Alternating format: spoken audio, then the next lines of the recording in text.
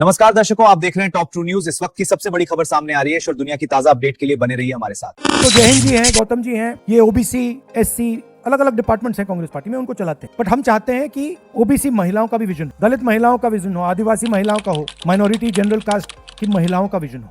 हम तो नहीं बना सकते, हम मदद कर सकते हैं, हम बना नहीं सकते, क्योंकि आप जानते हो विजन क्या होना चाहिए। तो ये आपकी जिम्मेदारी है कि जो ओबीसी महिलाएं हैं, आने वाले समय में हर स्टेट में कांग्रेस पार्टी उनकी कैसे मदद करेगी, उनको कैसे पावर देने का काम करेगी। कास्ट सेंसस बहुत बड़ा मुद्दा है, इसके बारे में जानकारी देना, लोगों को जानकारी देना, ये आपकी जिम्मेदारी है। कास्ट सेंसस क्यों हो रहा है, कहां कहां हुआ है, कैसे हुआ है, इसका क्या फायदा है, तो ये पूरी मैसेजिंग आपको देनी है। और मैंने भाषणों में बहुत बार बोला है कि ओबीसी वर्ग 50% है हिंदुस्तान, दलित तकरीबन 15%, आदिवासी तकरीबन 9-10% और माइनॉरिटी 15-16%। आप किसी भी गवर्नमेंट सरकारी संस्था में देखो, इन सबको अगर आप जोड़ दोगे तकरीबन 90% हो जाता है। आप किसी भी संस्था में देखो, ब्यूरोक्रेसी देखो, जुडिशरी देखो, पावर स्ट्रक्चर को देखो, आपको 90% में से कोई नहीं मिलेगा, एक दो लोग मिलेंगे।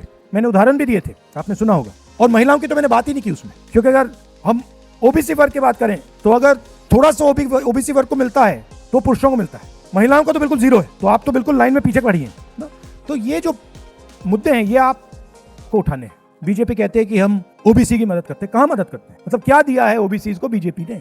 आप एक बात बता दीजिए मुझे, कुछ नहीं किया। तो ये मैसेजिंग आपको करनी है और एक साथ आपको काम करना है। आप बढ़ जाएंगे तो फिर आप मांगती रह जाएंगी। अगर आप संगठित हो जाएंगी, एक साथ खड़ी हो जाएंगी, ऐसी जो मीटिंग की आपने, और एक साथ मिलकर आप डिमांड करोगे तो फिर बहुत मुश्किल हो जाएगा। कोई ना कोई जवाब तो देना ही पड़ेगा। तो इन चीजों पे आप फोकस कीजिए। मैं आज क्या कर रही हूँ, ठीक है, रास्ता जरूर दिखाया है अंबेडकर जी ने, फूले जी ने, गांधी जी ने, सबने रास्ता दिखाया है, उसकी जगह है और रेस करना चाहिए। बट हमारी पूरी की पूरी पॉलिटिक्स वो नहीं हो सकती, क्योंकि अगर हमारी पूरी की पूरी पॉलिटिक्स वो है तो फिर अंबेडकर जी, फूले जी, गांधी जी वो नहीं चाहते कि आप बीते हुए समय की बात करो, समाज के खिलाफ जो हो रहा है उसको भूल जाओ, जो अत्याचार हो रहा है उसको भूल जाओ। तो प्रेजेंट पे फोकस होना चाहिए। अलग अलग स्टेट्स में अलग अलग इश्यूज है। तेलंगाना में हमने जाति जनगणना कर दिया तो वहां पे थोड़ा हम आगे निकल गए हैं। तो अलग अलग स्टेट्स में आपको पता लगाना है कि इश्यूज क्या है और हर एज की महिलाओं, जो स्टूडेंट्स हैं वो क्या सोच रही हैं, उनके सामने क्या मुश्किलें हैं। तो अलग अलग सेक्टर्स की महिलाओं के बारे में आपको मालूम होना। और अब तो आपके पास ब्लैंक चेक है। हिंदुस्तान के प्राइम मिनिस्टर 100% कॉम्प्रोमाइज और ब्लैकमेल किए जा रहे हैं, ये पूरे देश को मालूम है। आपने उनका आज चेहरा देखा भाषण देते हुए, देखा आपने? मतलब फॉरेन मिनिस्टर की स्पीच हुई अभी पार्लियामेंट हाउस में, ईरान शब्द तक प्रयोग नहीं किया, ईरान शब्द नहीं बोला। यूएस डील की, उसमें पूरा कृषि का स्ट्रक्चर उठा के पकड़ा दिया अमेरिका को। सोया, कपास, दाल, फल, सारा का सारा, अखरोट, बादाम, सारा का सारा अमेरिका को पकड़ा दिया। अब आप सोचिए, हमारे खेत जो हैं 2, 3, 4, 5 एकड़ के खेत होते हैं, उसमें मैकेनाइजेशन तो नहीं होता, उसमें मजदूर काम करते हैं। अमेरिका के खेत 500 एकड़, 1000 एकड़, 2000 एकड़, 5000 एकड़ के होते हैं, उसमें मशीनें चलती हैं। क्या हमारा जो किसान है अमेरिका के किसान का मुकाबला कर सकता है? नहीं कर सकता। तो हमारी सरकार की जिम्मेदारी है, फर्ज है कि अमेरिका का किसान अपना माल हिंदुस्तान में ना बेच पाए, ये हमारी जिम्मेदारी। तो ये सेक्टर खोल दिया इन्होंने। उसके बाद मोदी जी ने ट्रंप से वायदा किया कि हर साल हम अमेरिका की कंपनी से 9 लाख करोड़ रुपए का माल खरीदेंगे 5 साल के लिए। इस साल 9 लाख करोड़ रुपए, अगले साल 9 लाख, उसके बाद 9 लाख 5 साल के लिए। अब आप सोचिए, अगर हम 9 लाख करोड़ रुपए अमेरिका की कंपनियों से खरीदेंगे तो हमारी फैक्ट्रियां क्या करेंगी? खत्म हो जाएंगी। तो दूसरा काम इसने किया कि हमारी सारी की सारी फैक्ट्रियों को मार दिया। 9 लाख करोड़ रुपए हर साल। तीसरी बात, अच्छा बताइए, मैं आपका टेस्ट लेता हूं। दुनिया में आपने देखा है कि युद्ध हो रहे हैं, है ना? अच्छा, युद्ध किसके बीच में हो रहा है? आपको लगता है कि ईरान का युद्ध ईरान और अमेरिका के बीच में है? तो किसके बीच में है? हाँ ठीक है, एक तरफ तो यूएसए है, दूसरी तरफ कौन है? देखिए, आप फेल हो गई, टेस्ट में फेल हो गई। ये जो सब चल रहा है ड्रामा, ये चाइना और अमेरिका के बीच में ड्रामा चल रहा है। आप समझिए, अमेरिका सुपर पावर है, चाइना सुपर पावर बनने की कोशिश कर रहा है। लड़ाई इन दोनों के बीच में है, ठीक है? यूक्रेन में लड़ाई हो रही है, लगता है कि लड़ाई यूक्रेन और रूस के बीच में हो रही है ना, असली लड़ाई अमेरिका, नेटो, चाइना और रूस के बीच में हो रही है। आपको लग रहा है कि ईरान में लड़ाई हो रही है, असली लड़ाई अमेरिका, चाइना, रूस, इजराइल के बीच में हो रही है। और अगर अमेरिका को चाइना से लड़ना है 21वीं सदी में, तो उनके लिए सबसे जरूरी चीज क्या है? दूसरा क्वेश्चन, हाँ, डेटा। मतलब चाइना के पास डेटा है, क्यों? क्योंकि चाइना के पास बहुत बड़ा पॉपुलेशन है, उन्होंने पूरा अपना इंटरनेट बंद कर रखा है। तो जो चाइना के लोगों के फोन पे चलता है वो किसी के हाथ में नहीं है, बस अमेरिका के, चाइना के हाथ में है। वहां व्हाट्सएप नहीं है, गूगल नहीं है, कुछ नहीं है, उनका अलग है, वी चैट है, उनका गूगल बाइडू है। तो उनका डेटा तो उनके पास है, और सबसे बड़ा डेटा चाइना के पास है। दूसरा नंबर किसके पास है? इंडिया के पास। क्यों? क्योंकि हमारी आबादी बहुत बड़ी है। ये सब आप मैसेजेस जो भेजते हो, व्हाट्सएप चलाते हो, इंस्टाग्राम चलाते हो, गूगल सर्च करते हो, ये आजकल हथियार है, डेटा हथियार है। अगर ईरान में लड़ाई हो रही है, डेटा की लड़ाई हो रही है, उनके राष्ट्रपति ने मैसेज भेजा,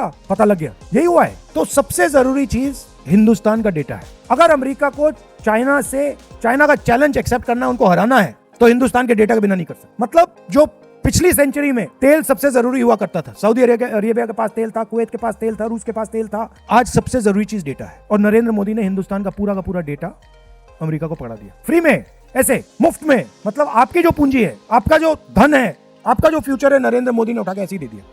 मीडिया में एक शब्द नहीं बोल रहे, लोग कहते हैं एआई। सुना होगा आपने एआई, सुना?